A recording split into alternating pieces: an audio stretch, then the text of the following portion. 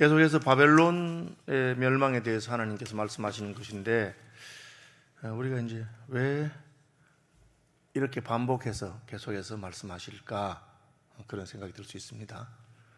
그 이유는 첫째로는 바벨론의 멸망은 쉽게 받아들이기 어려운 이야기입니다.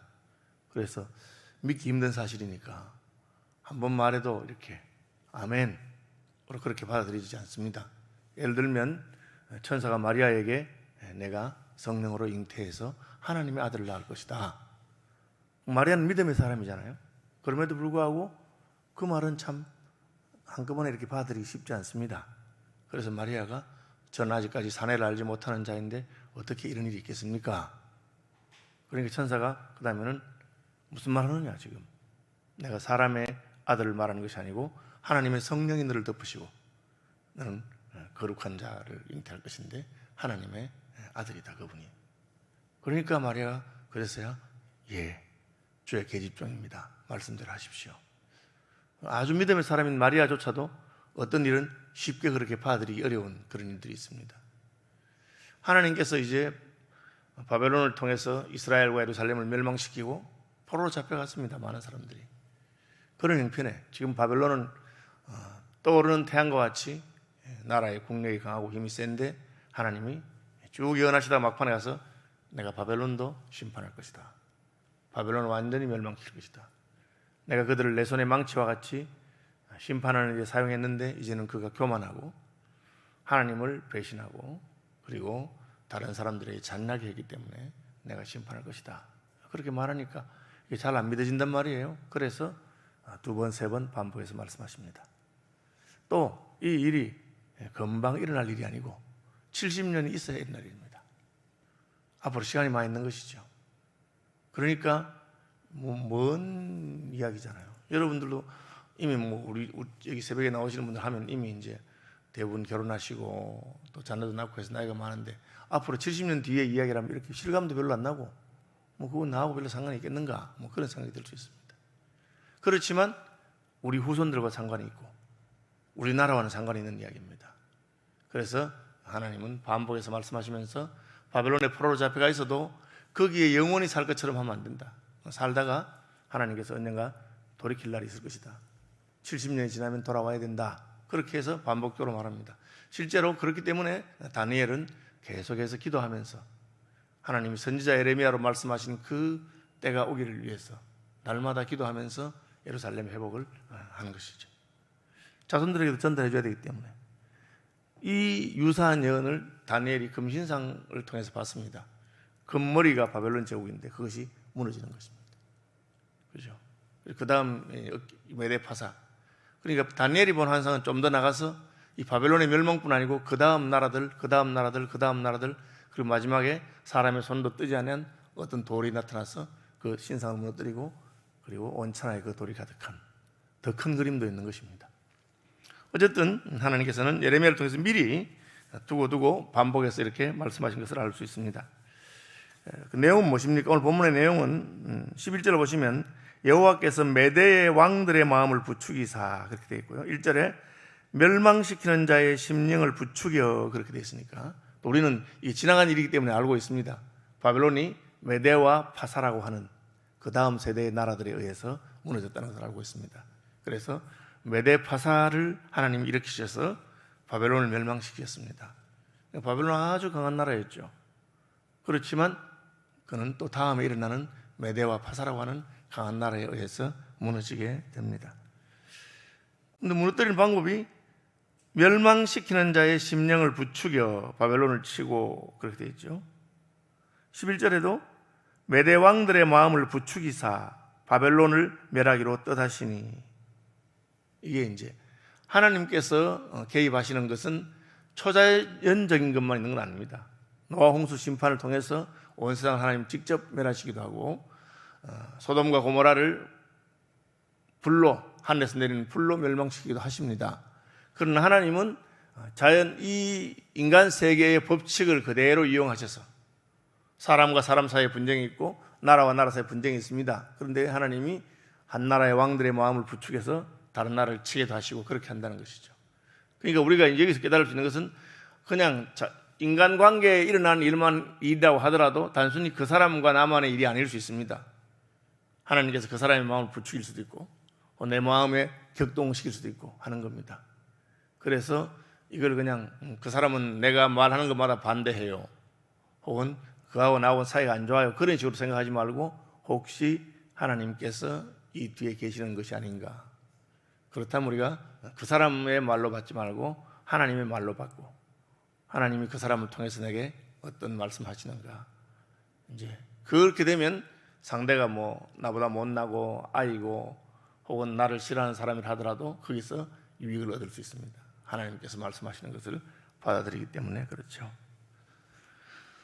하나님은 바로의 마음을 강팍케 하사 결국은 애굽이 망하기도 하시고, 그리고 니느웨 백성들의 마음을 녹이사 그들이 회개하고 하나님께 구원받을 수 있도록 하시는 분이십니다.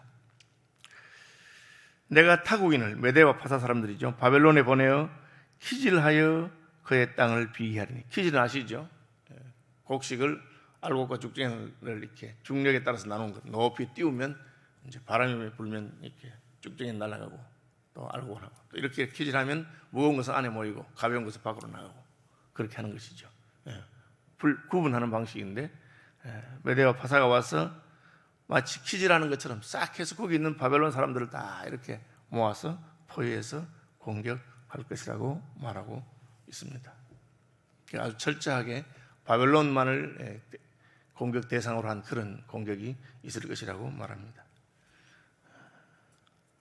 활을 당기는 자는 자를 향하며 갑옷을 입고 일어선 자를 향하여, 이것은 이제 전쟁 준비를 한 바벨론의 군인들을 말합니다.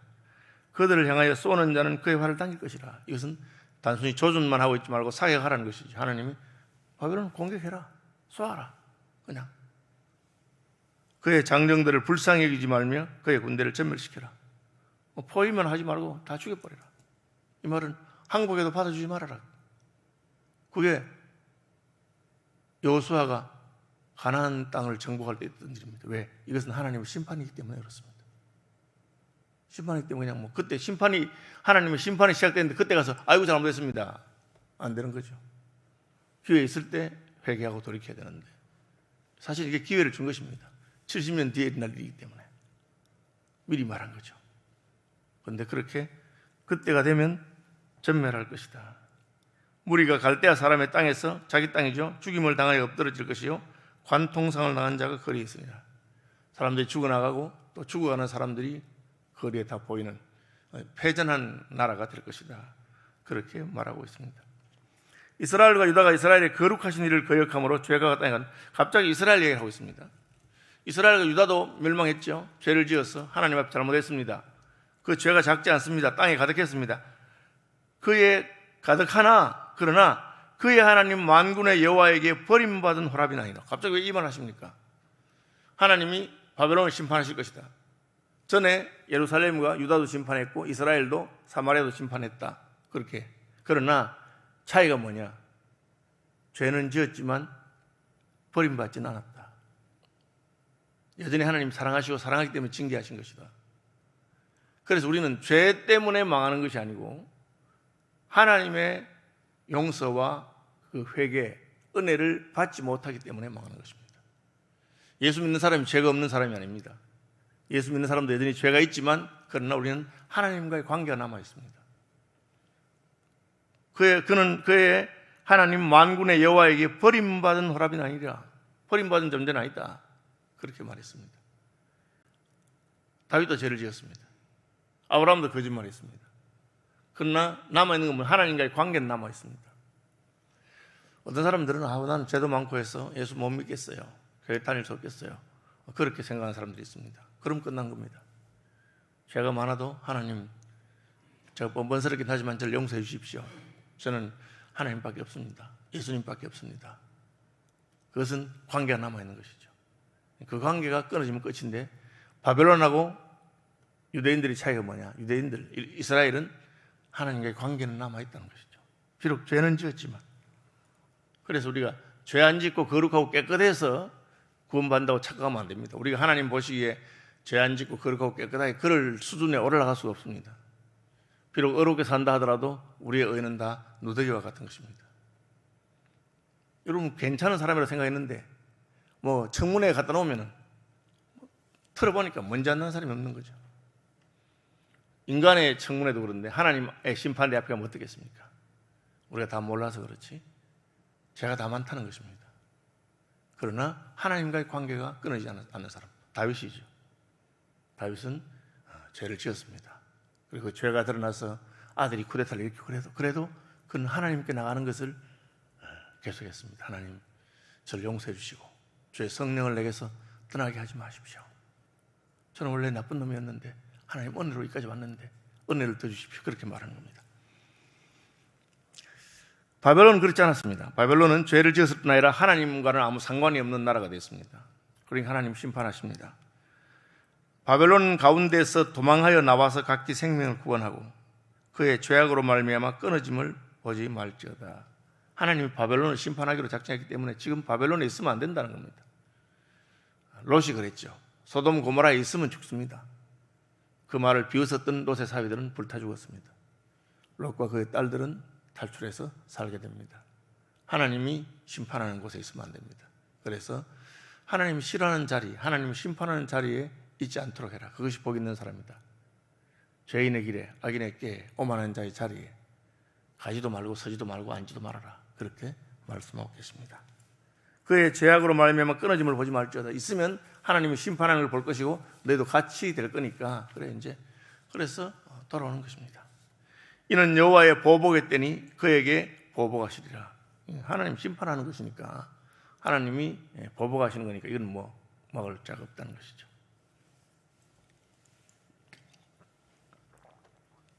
왜 그 말 하십니까? 바벨론은 여호와의 손에 잡혀 있어 온 세계가 취하게 하는 금잔이라. 금으로 잔을 만들었어요. 그렇죠? 요즘은 종이로 컵을 만드는데 금으로 만들었어요. 유리나 도자기나 그런 것과는 비교 안 된다. 금이 제일 귀한 거니까. 그리고 그 안에 모든 좋은 것이 이것은 바벨론의 그 부요함과 화려함과 그 영광스러움과 이런 것을 다 상징적으로 말한 것입니다. 하나님께서 바벨론을 사용하셔서 열국을 치셨고 바벨론을 엎으셨습니다. 그렇죠? 그러나 그 금잔보다는 그 금잔을 잡고 움직이시는 하나님을 알아야 되는데 그건 모르고 그 금잔이 너무 좋으니까 모든 사람들이 바벨론에 대해서 부러워하고 그 있고 싶어하고. 그렇죠? 요즘 우리나라도 선진국이 돼서 뭐 해외 나간다고 그렇게 놀라지 않는데 제가 처음 미국에 92년도에 갔습니다. 첫인상이 뭐냐면 너무 원통하더라고요. 왜 내가 지금보다 10년 전에 여기 왔지 않았을까? 그때만 해도 한국하고 미국하고 차이가 너무 많이 났어요. 좀 더 일찍 와서 세계 문물을 바라보고 이런 걸 보고 내 눈을 넓히고 했을 건데 내가 그게 참 마음에 원통하더라고요. 바벨론을 보는 사람들이 와 바벨론의 문화와 바벨론의 그 부요함과 금으로 된 잔, 그 안에 포도주와 거기에 취해서 하나님 지금 뭐랍니까? 심판하신다. 떠나라. 뭐 떠나는 거예요. 롯의 사위들이 하나님이 소돔과 고모라를 심판하신다. 그 당시 소돔 고모라가 제일 잘 살고 괜찮나? 무슨 영감쟁이가 이상한 소리 하고 앉아있나? 이걸 두고 어디 간단 말인가? 그렇게 하나님이 심판할 때도 그런 것이 있으니까 문민족이 그 포도주를 마심으로 미쳤다.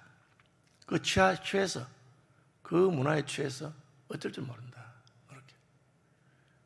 그렇게 취하고 쾌락이 있고 하지만 그것이 하나님 기뻐하는 문화는 아니거든요. 제 친구 일본에 선교사로 갔던 제 친구 목사님이 가서 제일 힘든 게 뭐냐면 그 아이들 문화, 청소년 문화가 너무 타락했다는 거예요. 그래가지고 무슨 게임이든지 만화든지 너무 타락해가지고 그렇지 않으로서 아이들을 키우는 게 너무너무 힘들다 하면서 선교사님 가정인데도 그런 말씀하시더라고요. 이 포도주에 취한 것입니다. 그래서 예레미야는 말합니다. 바벨론에 가보니까 좋지. 바벨론 문화가 신기하고 놀랍지. 그러나 이거 다 심판받을 문화요. 무너질 문화요. 곧 하나님이 치신다. 그러니까 너희는 거기 마음을 두지 말고 언제라도 떠날 준비해라. 그렇게 말합니다. 언제입니까? 갑자기 넘어져 파멸되니 이로 말미암아 울라. 갑자기 바벨론이 무너져 버렸습니다. 그 상처를 위하여 유향을 구하라. 홍나리로다. 낫지 않는다는 거죠. 해봐라 되는지. 유향은 가장 고대, 가장 귀한 약재의 하나입니다. 우리가 바벨론을 치료하려 하여도 낫지 아니한즉 버리고 각기 고향으로 돌아가자. 의사들이 해보니까 안 된다는 것처럼 바벨론이 안 되는 거예요. 이제 무너진 거예요. 그러니까 떠나는 것입니다. 다시는 못 일어났죠. 그 화가 하늘에 미쳤고 궁창에 달아 있습니다. 이 말은 하나님께서 하셨다는 것이죠. 아, 이게 지금 사람이 손대서 될 게 아니구나. 이것은 하나님께서 내리신 재앙이고 화구나. 그렇게 말합니다. 여호와께서 우리 공의를 드러내셨으니 오라 시온에서 우리 하나님 여호와의 일을 선포하자. 바벨론을 잊어버리고 시온 예루살렘으로 가서 우리는 하나님의 공의와 하나님을 섬기는 백성으로 살아라. 그렇게 말합니다. 11절부터 14절은 다시 한번 반복하는 겁니다. 화살을 갈며 둥근 방패를 준비하라. 여호와께서 메대 왕들의 마음을 부추기사, 아까 부추기사 바벨론을 멸하기로 뜻하시니 이는 여호와께서 보복하시는 것 곧 그의 성전을 위하여 보복하시는 것이라. 잘못했죠. 이스라엘이 잘못하고 유다가 잘못해서 하나님이 바벨론을 심판의 도구로 썼는데, 그러나 하나님의 심판을 대행하면서도 너무 잔인하게 예루살렘 성전을 싹 허물어버리고 성전에 있는 모든 금그릇 것 가져가서 자기 창고에 갖다 놓고, 그러니까 자신이 일반적으로 나라와 나라가 전쟁을 한 그대로 한 겁니다. 이 나라는 하나님이 세우신 나라요, 하나님 섬기는 특별한 나라인데도 전혀 그냥 봐주는 것이 없었습니다. 하나님이 그때는 꾹 참고 계셨습니다. 왜? 유다를 심판한 심판이기 때문에. 그러나 때가 되니까 바벨론도 심판하십니다. 우리가 혹시 다른 사람들을 정죄하거나 재판하거나 심판할 자리에 설 수가 있습니다. 그때도 조심해야 됩니다. 내게는 이런 허물이 없는가? 나도 똑같은 죄인이니까. 그죠? 하나님의 은혜와 긍휼을 구하는 마음으로, 그들이 돌이키길 바라는 마음으로 이제 하나님의 심판의 도구가 되고 재판의 도구가 될 수는 있습니다. 많은 물가에 살면서 재물이 많은 자여 내 재물의 한계 곧 내 끝이 왔도다. 돈이 많으니까 그 사람은 답답할 게 없다 그렇게 생각하는데, 돈 많은 것도 끝이 있다는 거죠. 재물의 한계가 있다. 특히 오늘날은 이 말이 얼마나 실감이 나는 말인지 모르겠습니다. 돈만 많으면 뭐든지 할 수 있다 그렇게 생각하잖아요. 그런데 하나님은 돈에 끝이 있다. 내가 진실로 사람을 메뚜기같이 내게 가득하게 하리니. 메뚜기 떼는 그 당시에 볼 수 있는 가장 많은 때, 가장 많은 숫자 메뚜기 떼입니다. 오늘날도 메뚜기 떼가 지나가면 남는 게 없는데, 메뚜기 떼가 와서 바벨론을 공개하는 것처럼 와서 싹 썰어버릴 것이다. 만군의 여호와께서 자기의 목숨을 두고 맹세하셨다. 그렇게 하나님이 내가 바벨론을 심판한다. 목숨을 걸고 두고 맹세하는 말, 내가 죽기 전에는 이건 한다는 거죠. 하나님 죽으실 수는 없잖아요. 그러니까 반드시 이루어질 것이다. 12절, 이는 여호와께서 바벨론 주민에 대하여 말씀하신 대로 계획하시고 행하심이로다. 하나님 말씀한 대로 계획하고 행하시고, 그러니까 바벨론 끝났다. 아직까지 시간이 많이 남아 있습니다. 여전히 바벨론은 강한 나라입니다. 그러나 하나님께서는 그 백성들에게 이 바벨론의 영화가 영원하지 않다는 것을 보여줍니다. 오늘날은 인류 역사상 가장 이 서민들이, 평민들이 잘 사는 시대입니다. 옛날에는 왕이나 귀족들이 잘 살았고 평민들이나 서민들은 그냥 하루에 두 끼도 못 먹고 그렇게 살았습니다. 지금은 아주 잘 살고 그런 풍요로운 시대입니다. 이 말씀을 정의하자면 그 풍요가 영원히 계속되는 것이 아니다. 하나님의 심판의 때가 올 것이고 그때가 되면 너희는 다 사라질 것이다. 바벨론에게 말씀하셨고 그대로 이루어졌습니다. 예수 믿는 사람들은 이 땅에 있는 어떤 강한 것, 귀한 것, 바벨론의 금잔과 같은 것이 있어도 그것을 너무 거기에 마음을 두면 안 됩니다. 그냥 있으면 감사하고 없어도 괜찮고, 있으면 좀 편리하지만 그것이 없어서 내가 죽는다 그렇게 생각하지 마시고 부유하거나 가난하거나 하나님을 섬기는 백성 되시기를 축복합니다. 하늘에 계신 우리 아버지, 아버지의 이름을 거룩하게 하시며 아버지의 나라가 오게 하시며 아버지의 뜻이 하늘에서와 같이 땅에서도 이루어지게 하소서. 오늘 우리에게 일용할 양식을 주시고 우리가 우리에게 잘못한 사람들을 용서하여 준 것 같이 우리 죄를 용서하여 주시고 우리를 시험에 빠지지 않게 하시고 악에서 구하소서. 나라와 권능과 영광이 영원히 아버지의 것입니다.